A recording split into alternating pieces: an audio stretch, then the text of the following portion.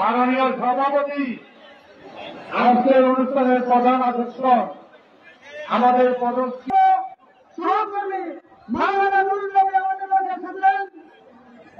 ওনাকে শুভেচ্ছা বক্তব্য রাখার জন্য আমার কাছে শুভেচ্ছা। এই জানাতে ইসলামিক রেগুলেশন আজকে সবাই সরকারি নিয়ে রেখেছে।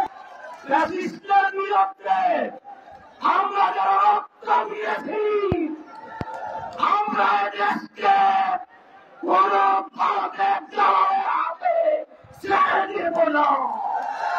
আমরা চূড়ান্ত আন্দোলনের মাধ্যমে এমন একটি সরকার কায়েম করব, সেই সরকারের কোন দুর্নীতিবাদ থাকবে না, কোন সন্ত্রাস থাকবে না, একটি সুন্দর কল্যাণকর রাষ্ট্র আমরা গঠন করব ইনশাআল্লাহ।